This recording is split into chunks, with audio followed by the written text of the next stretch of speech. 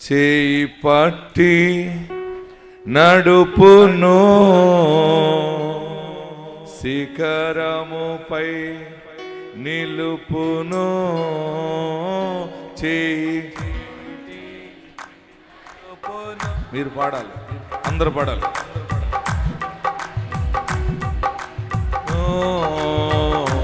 కన్న తల్లి చేర్చునాట్లు నన్ను చేర్చున ప్రియుడు. కన్న తల్లి చేర్చు నన్ను చేర్చున ప్రియుడు.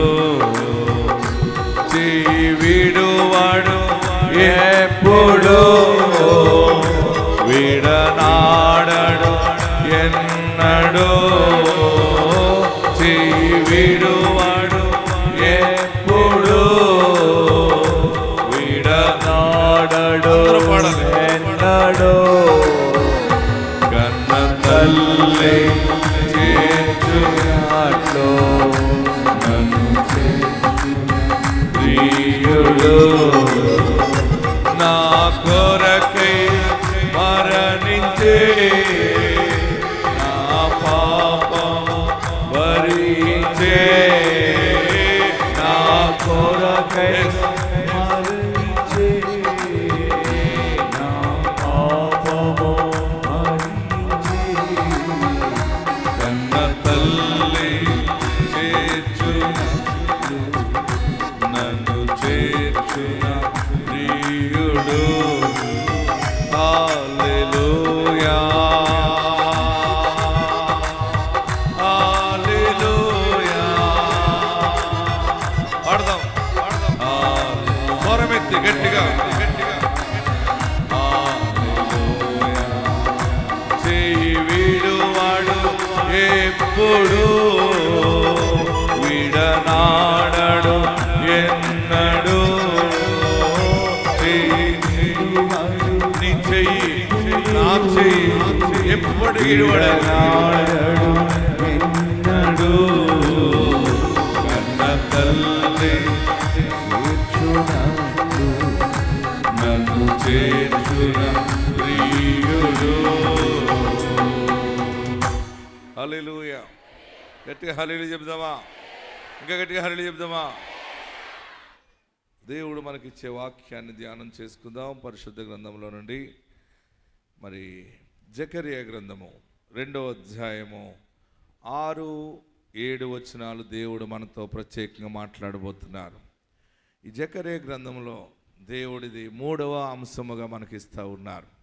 బైబిల్ ఉన్నవారందరూ తెరవండి. పరిశుద్ధ గ్రంథంలో జకరియా గ్రంథము 2వ అధ్యాయము 6-7 వచనాలు చదువుకుందాం. మైక్ తీసుకోండి. అందరూ 3 అంకులు చదివినప్పుడు అందరూ చదవాలి. స్టడీ 1 2 3. ఉత్తర దేశములో ఉన్న వారలారా తప్పించుకుని రండి. ఆకాశపు 4 వాయువులంతా విశాలముగా నేను మిమ్మును రీసౌండ్ రానివ్వకమ్మ, మైక్ రీసౌండ్ రానివ్వ. ఉత్తర దేశంలో ఉన్న వారలారా తప్పించుకుని రండి. ఆకాశపు 4 వాయువులంత విశాలముగా నేను మిమ్మును వ్యాపింపజేసి ఉన్నాను. ఇదే యెహోవా వాక్కు. బబులోను దేశములో నివాసి నగు సియోను, అచ్చటి నుండి తప్పించుకుని పొమ్ము. ఇదే యెహోవా వాక్కు. 8 కూడా చదువుదాం. సైన్యములకు అధిపతి యెహోవా సెలవిచ్చినదేమనగా, మిమ్మును ముట్టినవాడు తన కనుగుడ్డును ముట్టినవాడని ఎంచి తనకు ఘనత తెచ్చుకొనదలచి మిమ్మును దోచుకొనిన అన్యజనుల యొద్దకు ఆయన నన్ను పంపి ఉన్నాడు. హల్లెలూయా. గట్టిగా హల్లెలూయా చెప్దామా? ఈ దినము దేవుడు బలమైన మాట మనకు అనుగ్రహిస్తూ ఉన్నారు. గత 3 దినాల నుండి పరిశుద్ధాత్ముడు ప్రత్యేకంగా నా ప్రార్థనలో ప్రభు బయలుపరుస్తూ ఉన్నారు. ఈరోజు మీకు ఏం బోధించాలా అని మీ పట్టణం వచ్చి మరి తెల్లవారుజామున ప్రార్థిస్తూ ఉన్నప్పుడు దేవుడు నాకు బయలుపరిచాడు. ఇది 3వ భాగముగా కనపడుతూ ఉంది. ప్రియులరా, బబులోను అనేటువంటి శత్రు దేశంలో దేవుని బిడ్డలు ఇరుక్కుపోయారు. బాగా గుర్తుపెట్టుకోండి, బబులోను రాజు దేవుని బిడ్డలను తీసుకుని వెళ్ళిపోయి బానిసలుగా చేసి వెట్టి చాకరీ చేయించుకుంటున్నాడు. అప్పుడు వారందరూ దేవుని సన్నిధిలో మొరపెట్టారు, మాకు విడుదల కావాలి బాబు అని అడిగినప్పుడు దేవుడు అద్భుతమైనటువంటి మాటను ఇక్కడ బయలుపరుస్తూ ఉన్నారు. మీరు బయటకు వచ్చేసేయండి. ఏమంటున్నాడు ఆయన? మీరు తప్పించుకుని వచ్చేసేయండి. మీరు వస్తే మీకు నేను తోడుగా ఉన్నాను. మిమ్మల్ని ఎలా చేస్తానంటే ఇప్పుడు 4 వాయువులంతగా మిమ్మల్ని వ్యాపింపజేసి ఉన్నాను. ఆమేన్, హల్లెలూయా. గట్టిగా హల్లెలూయా చెప్పండి. మీరు ఈ దినము దేవుని వాక్యము ద్వారా బలపడులాగున ఆత్మ సంబంధమైన దేవుడు పరిశుద్ధాత్ముడు ఈ కృపాకాలంలో మనకి వర్తమానాన్ని అందిస్తున్నారు. ఏంటంటే, మీరు ఏ బంధకంలో ఉన్నారో, ఏ పరిస్థితుల్లో ఇరుక్కుపోయి ఉన్నారో మీకు ఆహ్వానం దేవుడు ఇస్తున్నాడు. బయటకు వచ్చేయండి.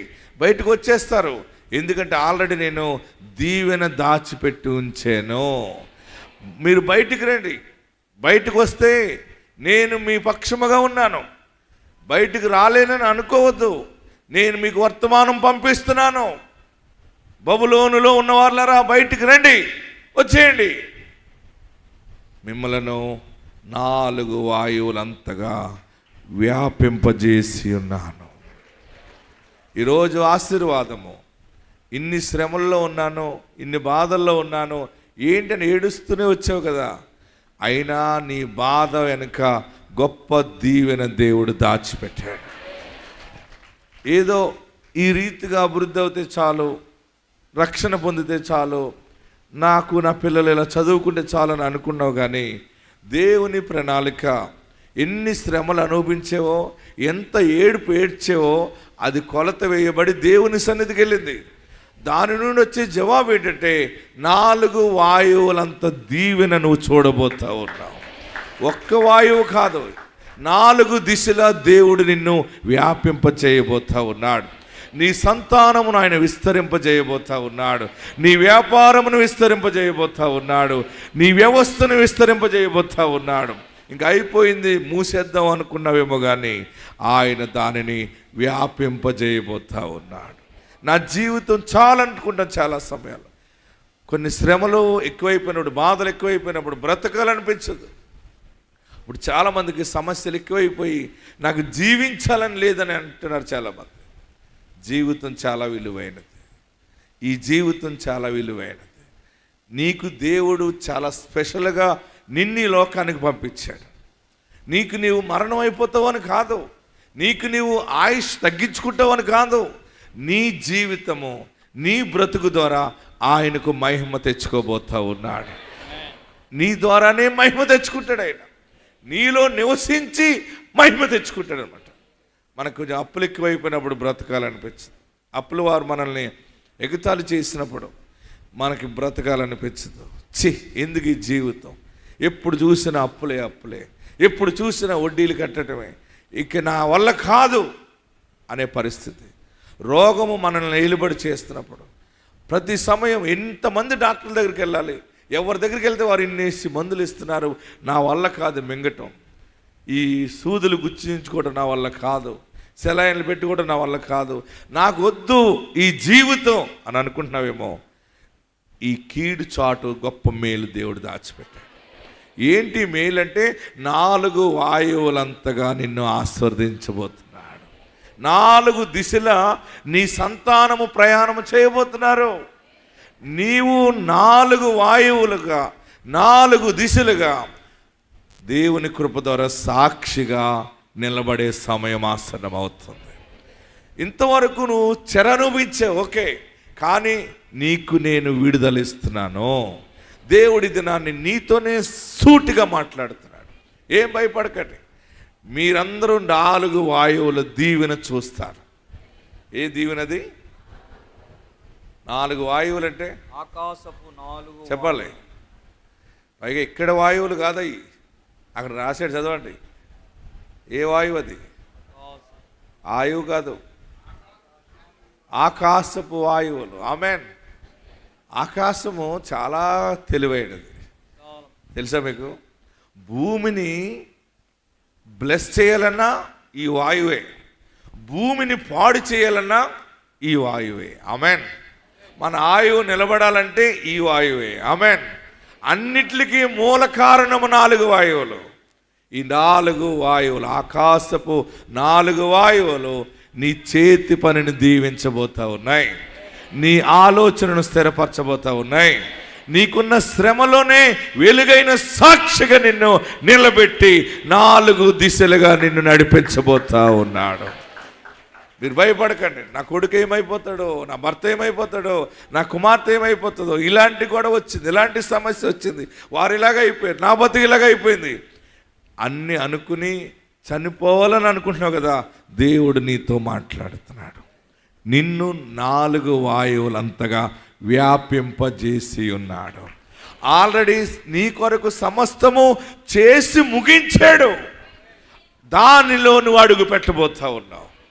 సేవకుడిగా నేను ప్రకటిస్తున్నాను, నీవు ఆయన దృష్టికి విలువైన వాడివి, నీవు ఆయన దృష్టికి విలువైన దానివి. నిన్ను 4 వాయువులుగా ప్లాన్ చేసి పెట్టాడు.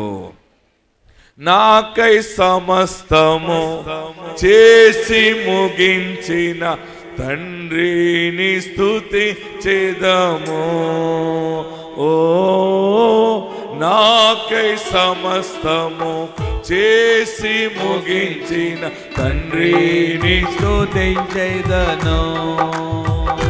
యేసయ్యా స్తోత్రము, యేసయ్యా స్తోత్రము, నా తండ్రి స్తోత్రము, నా తండ్రి స్తోత్రము. దావీదు వాలే నాట్యమాడి తండ్రిని స్తుతించెదను. నా వ్యాధులన్నీ సిల్వలో తీర్చిన తండ్రిని స్తుతించెదము. ఓ నా వ్యాధులన్నీ సిలువలో తీర్చిన తండ్రి స్తుతించెదను.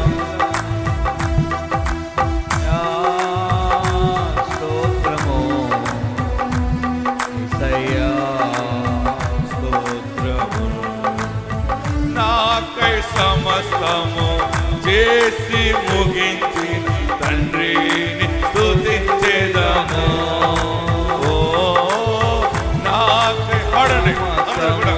చేసి ముగించిన చేతులు పైకెత్తి చప్పట్లు కొడుతూ అందరూ చేతులు పైకెత్తి పాడదాం. నాకై సమస్తము చేసి 4 వాయువులంతగా చేసి ముగించాడండి. యేసయ్యా స్తోత్రము, యేసయ్యా స్తోత్రము. హల్లెలూయా. బబులోనులో ఉన్నటువంటి వారికి ఈ వర్తమానాన్ని దేవుడు పంపించి చెప్తున్న మాట, మీరు బయటకు వచ్చేసేయండి, భయపడకండి, మిమ్ములను నేను 4 వాయువులంతగా వ్యాపింపజేసి ఉన్నాను. మీకు తెలియదు కానీ మీ దీవెనలు మీ ముందుండి బోధించే మీ బోధకుడైన నాకు తెలుసు, మిమ్మల్ని ఆశీర్వదించే దేవుడికి తెలుసు. పరమ తండ్రి నాకు బయలుపరిచాడు కనుక నేను చెప్పగలుగుతున్నాను, నేను చూడగలుగుతున్నాను. మీరందరూ కూడా 4 రీతిలుగా వ్యాప్తి చెందుతారు, 4 రీతిలుగా ఆశీర్వదించబడతారు.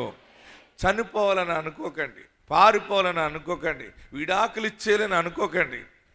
ఈ పిల్ల పుట్టేకి ఎలాగ అయిపోయింది, ఈ అల్లుడు వచ్చేకి ఎలాగ అయిపోయింది, ఈ కోడలు మా ఇంట్లో అడుగెట్టింది, ఏ ముహూర్తాన్ని అడుగెట్టిందో కానీ ఇల్లంతా మసి అయిపోయింది అంటుంది. మసి బూడిది కాదు, అసలైన దీవెన 4 రీతిలుగా రాబోతా ఉంది. నీ ఇంటిలో దేవుడున్నాడు, నీతోనే దేవుడున్నాడు. అందుకని సేవకుడి ద్వారా మరలా దేవుడు నీతో మాట్లాడుతున్నాడు. బంధకములో ఉండి బయటకు రా, వచ్చేయి అంటే కొందరు కొన్ని సమయాల్లో విశ్వాసముతో రాలేరనమాట. ఈ దినము నువ్వు విశ్వసించు, దేవుడు నీ కొరకు ఆల్రెడీ 4 వాయువులుగా వ్యాప్తి చెందేలా చేశాడు. చేసి నువ్వు వస్తున్నప్పుడు, ఆనాడు ఇశ్రాయేలీలు బయటకు వస్తున్నప్పుడు వారు తెలియపరిచింది ఏంటంటే, మేము బయటకు వచ్చిన తర్వాత ఎవరైనా మమ్మల్ని కొట్టేస్తారేమో, మేము ఒంటరి వాళ్ళం అయిపోతాం, మరి నువ్వు రమ్మన్నావు అని మేము ముందుకు వచ్చామనుకో మమ్మల్ని ఎవరైనా చంపేస్తారేమో అని వారు ప్రార్థన చేస్తే దేవుడు మరలా జవాబిచ్చాడు. అక్కడ ఏమన్నాడు చూడండి, ఎవడైనా చదవండి, మిమ్మును ముట్టినవాడు నా కను గుడ్డును ముట్టునని చెప్పాడు. అంతే. ఎంత పెద్ద మాట అండి ఇది. మాటలా నిన్నెవడైనా టచ్ చేస్తే ఫస్ట్ ఎవరిని టచ్ చేయాలి చెప్పాలి. మీ కంటిని ఎవరైనా ఇలా పొడుస్తుంటే ఊరుకుంటారా? పొడిచేయమ్మా అంటారా? అంటారా? చెప్పండి. ఎవరైనా ఇలాగ చెయ్యి పైకి ఇలా తప్పుకుంటాం. ఆల్రెడీ నీ గుడ్డును కనుపాప చాలా కాపాడుతూ ఉంటుంది. అటువంటిది ఎవరైనా మనల్ని ముట్టుకోవడానికి సరిపోరు కదా. నీ మీదకి ఎవడైనా కీడు తలపెట్టాలన్నా, నీ మీద చేతబడి శక్తులను పంపించాలన్నా, మంత్రశక్తుల ద్వారా నిన్ను ఏదో రకంగా రోగిగా చేయాలన్నా ముందు ఎవరిని టచ్ చేయాలి? ఎందుకు టచ్ చేయాలంటే ఆయన నీ ఇంటిలో నివసిస్తున్నాడు, ఆయన నీ కుటుంబ సభ్యులతో ఉన్నాడు, ఆయన నీ ఇంటిని ఆవరించాడు. ఇక ఏ దుష్టుడు నీ మీదకి రావటానికి లేదు, ఏ క్యాన్సరు నిన్ను టచ్ చేయటానికి లేదు, ఏ మరణకరమైన రోగము నీలోకి రావటానికి లేదు. ఎందుకంటే ఆయన వాగ్దానం ఇచ్చాడు. అక్కడ బంధకాల్లో ఉన్నారు, ఇన్నాళ్ళు నలిగిపోయారు, మీరు బయటకు వచ్చేసేయండి, 4 వాయువులంతగా మిమ్మల్ని వ్యాపింపజేసి ఉన్నాను. ఎవడైనా, రెండవ పాయింట్ గుర్తుపెట్టుకోండి. ఫస్ట్ పాయింట్ ఏంటి? అందరు చెప్పాలి, ఇలా చేయి పైకెత్తి చెప్పండి. ఓ సాతానా, నా దేవుడు 4 వాయువులంతగా వ్యాపింపజేసాడు. చెప్పారా? అప్పుడు అయిపోయిందా? చెప్పండి ఇప్పుడు. 1 2 3. మీరు అలాగా జాయమ్మ దాయమ్మ అన్నట్టే చెప్తున్నారు. అలాగంటే సైతాన్ వచ్చేస్తుంది గట్టిగా. ఓ సాతానా, నా యేసు కృప 4 వాయువులంతగా వ్యాపింపజేసాడు. 2 చేతులు పైకెత్తి 4 చూపించండి. నేను 3 అంకెలు చదివినప్పుడు చెప్పాలి. 1 2 3.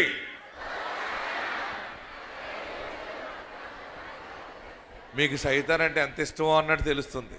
సరిగ్గా రాలేదు, దమ్ముగా రావాలి. ఎలా రావాలి? మా ఇంట్లో పో అన్నట్టు రావాలన్నమాట. ఓకేనా? 1 2 3. అది ఇలాగనండి. 4 వాయువులంతగా మమ్మల్ని వ్యాపింపజేశాడు. గట్టిగా చప్పటి కొట్టి ప్రభువుని స్తుతించాడు. రెండవది, సెకండ్ పాయింట్, ఎవడైనా నిన్ను ముట్టుకోవాలంటే ముందు నన్ను ముట్టుకోవాలి. హల్లెలూయా. అంటే దేవుని కాపుదల నీకున్నది, దేవుని కాపుదల ఉన్నది, దేవుని కాపుదల ఉన్నది. మీ ఇంటికి ఏ నాశనకరమైన రోగము రాదు. కావాలా రోగం? మీకు రాదు. అంతే. ఎందుకంటే నీవు నమ్మిన దేవుడు గొప్పవాడు. ఇంతకాలము నువ్వు పరీక్ష చేయబడ్డావు, అన్ని రకాల శోధనలు అయిపోయినాయి. దేవుడు నిన్ను తలగా నియమించబోతున్నాడు. మిమ్మల్ని ఎవడు ముట్టుకోవడానికి లేదు, ఏ దెయ్యము నీ మీదకి రాదు. నిన్న ఉప్పలగుప్తంలో ఒక ఆమె కొడుకుని తీసుకొచ్చింది, 2 కొడుకులు తీసుకొచ్చింది. ప్రార్థన చేస్తున్నాడు. ఏమంటే అయ్యగారండి, వీడి కోసం ఎక్కువ ప్రార్థన చేయండి అంత. ఏ అన్నాను, వీడు సైతాన్లోకి వెళ్ళిపోయాడండి, వీడు సైతాన్ని పట్టుకుందండి అంత. అవునా? మరలా ఇంకొకరిని ఈడు కూడా, వీడి దగ్గర కూడా సైతాన్ వచ్చేస్తుందండి. నేను అన్నాను, సైతాన్ చూసేవా అన్నాను. అదేలేండి సైతాన్ అండి అంట.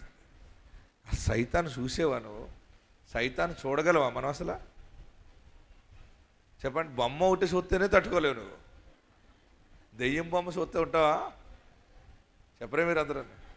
మొన్న ఒక ఆమె ఎవరో తెల్లచీర కట్టుకుని మరి రోడ్డు మీద నిలబడిందంట.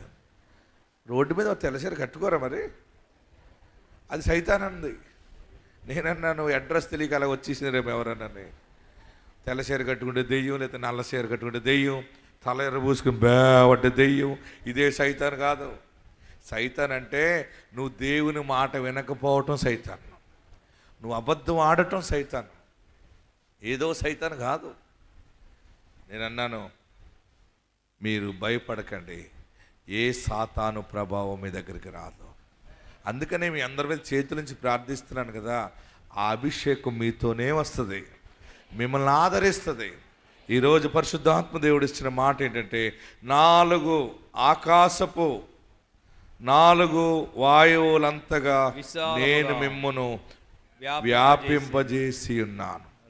మీ పిల్లలకు ఉద్యోగాలు వచ్చి చాలా రాష్ట్రాలు దూరం వెళ్తారు, దేశాలు దాటి వెళ్తారు, సముద్రాలు దాటి వెళ్తారు. నీ భర్త ఇలాగ వెళ్తాడు, నీ భార్య ఇలాగ వెళ్తుంది, నీ కొడుకుకి తీసుకెళ్తాడు, నీ కూతురికి తీసుకెళ్తుంది. ఎక్కడున్నారంటే అందరూ విదేశాల్లోనే ఉన్నారని మాట్లాడతావు. పాలు పితుక్కు నమ్ముకునే నీకు దేవుడు అంత ఆశీర్వాదం తెచ్చిపెట్టాడు. నారులు నాటి ఆ బ్రతుకుని దేవుడు 4 రీతిలుగా ఆశీర్వదించాడు. మొదట నీ స్థితి కొద్దిగా ఉన్నప్పటికీ తోదకు మహాభివృద్ధి కలుగుతుంది. మీరు భయపడకండి, నేనున్నా మీ కొరకు ప్రార్థించటానికి, దేవుడున్నాడు ఆశీర్వదించటానికి. ఎవడైనా మిమ్మల్ని ముట్టుకుంటే, చదవండి అక్కడ ఏమన్నాడు, మిమ్మును ముట్టిన సైన్యములకు అధిపతి యెహోవా సెలవిచ్చినదేమనగా, మిమ్మును ముట్టినవాడు. ఇక మీదట అప్పులు దరిద్రం మిమ్మల్ని ముట్టదిక, రోగం అనే దరిద్రం మిమ్మల్ని ముట్టదు. ఇక మీదట శత్రుత్వం అనేది మిమ్మల్ని ముట్టదు. ఈ మిమ్మల్ని ముట్టాలంటే డైరెక్ట్గా ముందు దేవుడి దగ్గరికి వెళ్ళాలి. ఆయన దగ్గరికి వెళ్తాయి, నిలబడతాయా, మట్టుమాయం అయిపోతాయి. దేవుడు మిమ్మల్ని ఆశీర్వదించును గాక. అందరూ లేచి నిలబడతాం. ఎక్కడున్నవారు అక్కడ లేచి నిలబడి, ఈ 2 ఆశీర్వాదాలు మీ మెడలో దేవుడు అనుగ్రహించి ఉన్నాడు. ఎక్కడున్నవారు అక్కడ లేచి నిలబడి 4 వాయువుల దీవెన దేవుడు ప్రకటించాడు. ఇక మీదట నీ ప్రయాణంలో, నీ కుటుంబంలో, నీ బిడ్డ ఏమైపోతుందని ఏడుస్తున్నావేమో, నా కుమారుడు ఏమైపోతాడు, నా కుమార్తె ఏమైపోతుంది, అసలు మా కుటుంబం ఏమైపోతుంది, ఎటు వెళ్ళిపోతున్నాం మేము, ఈ అప్పులేంటి, రోగం ఏంటి, ఈ లేని నిందలేంటని ఏడుస్తున్నావు కదా, దేవుడు మీకు తోడుగా ఉన్నాడు. మిమ్మును ముట్టినవాడు నా కంటి పాపను, మిమ్మును ముట్టినవాడు నా కంటి పాపను, ముట్టునని సెలవిచ్చిన దేవుడు కాచెను గతకాలం నిన్ను కాచెను. అందరూ లేచినబడి చేతులు పైకెత్తి చప్పట్లు కొడతాం. తలంచుచు ఆయుష్కాలమంతా ప్రభుని కృతజ్ఞతతో స్తుతించును. ఆయుష్కాలమంతా ప్రభుని కృతజ్ఞతతో స్తుతించును. హల్లెలూయా ఆమేన్. నాకెంతో ఆనందమే, హల్లెలూయా ఆమేన్. నాకెంతో ఆనందమే, సియోను నివాసం నాకెంతో ఆనందం, సియోను నివాసం నాకెంతో ఆనందం, ఆనందం ఆనందమే ఆమేన్. ఆనందం ఆనందమే కృపలను తలంచుచు ఆయుష్కాలమంతా ప్రభుని కృతజ్ఞతతో స్తుతించును. ఆయుష్కాలమంతా ప్రభుని కృతజ్ఞతతో స్తుతించును. మిమ్మును ముట్టినవాడు నా కంటి పాపను, మిమ్మును ముట్టినవాడు నా కంటి పాపను, ముట్టునని సెలవిచ్చిన దేవుడు కాచెను గతకాలం కాచెను గత. చేతులు పైకెత్తి గట్టిగా చప్పట్లు. మిమ్మును ముట్టినవాడు నా కంటి పాపను మిమ్మును ముట్టినవాడు నా కంటి పాపను ముట్టునది సెల ఇచ్చిన దేవుడు కాచెను గత. గట్టిగా చప్పుడు గట్టిగా పాడతాం. ఆయన మనకి తోడై ఉపలను తలచుచు ఆయుష్కాలమంతా ప్రభుని కృతజ్ఞతతో స్తుతించు. ఆయుష్కాలమంతా ప్రభుని కృతజ్ఞతతో స్తుతించు. హల్లెలూయా ఆమేన్. నాకెంతో ఆనందమే. హల్లెలూయా ఆమేన్. నాకెంతో ఆనందమే. సియోను నివాసం నాకెంతో ఆనందం. సియోను నివాసం నాకెంతో ఆనందం. ఆనందమానందమే ఆనందమానందమే. కృపలను తలచుచు ఆయుష్కాలమంతా ప్రభుని కృతజ్ఞతతో స్తుతింతును. అందరూ నమస్కరించండి. బాబు నాతో మాట్లాడేవా, ఈ మాట నాకు ప్రాప్తి కలిగినట్లుగా నన్ను ఆశీర్వదించు బాబు. అందరూ నమస్కరించి.